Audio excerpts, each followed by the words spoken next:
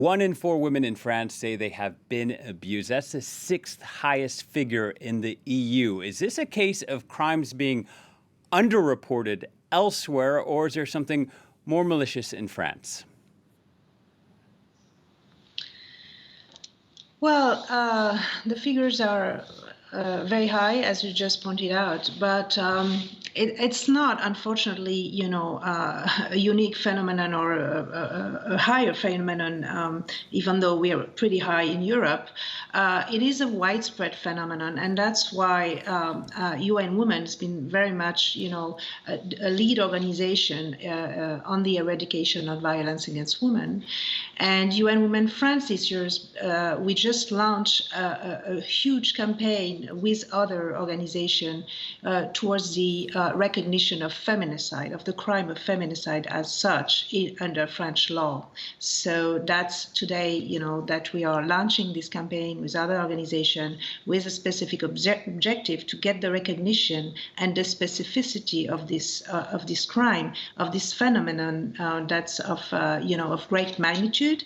And because it hasn't been characterized as such, it has been underreported, it hasn't been taken into account specifically by the judiciary, by the police, by also the medical profession.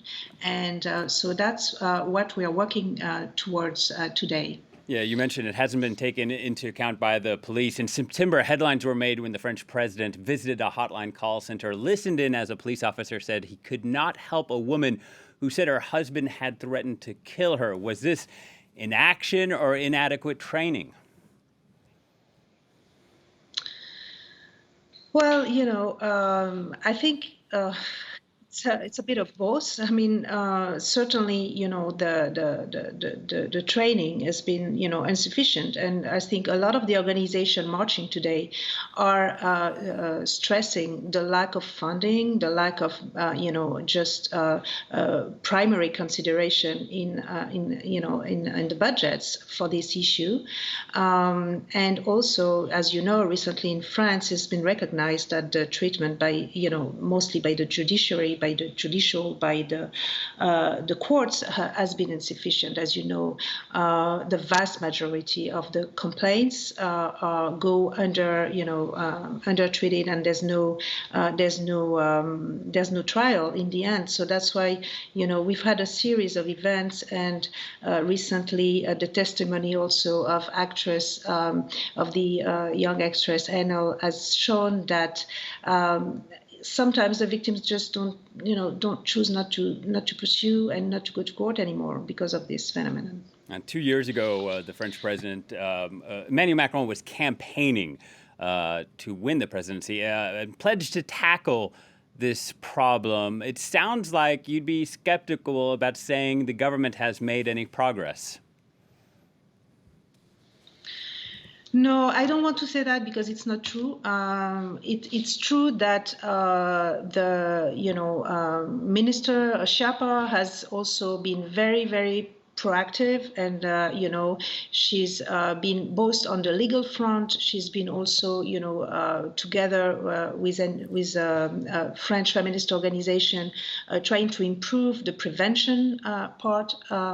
But the means and the budgets, and also it takes time also to train the vast majority of the judiciary, of lawyers, and also I think it's the key part. It's just also if there's a prevalent feeling of impunity, and that's I think what we're trying to address with this important campaign against feminicide, and also for the recognition of the specificity of the crime.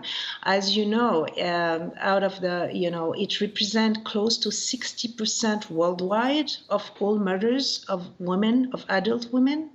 Crime committed by intimate partners and or family members. So it's really a prevalent phenomenon. It has to be characterized, to be prevented, to be recognized by the profession, and to be tackled efficiently. The statistics are harrowing, as you mentioned there. Real quickly, apart from having this crime being recognized, what reforms would you like to see? Well, it's important to name things the right way, and to recognize them under the law will, I think, make a big difference. And that's why we're focusing on that right now. Of course, there's, three parts to elimination of violence. You have to start with prevention. So, of course, I think there can be a lot of improvement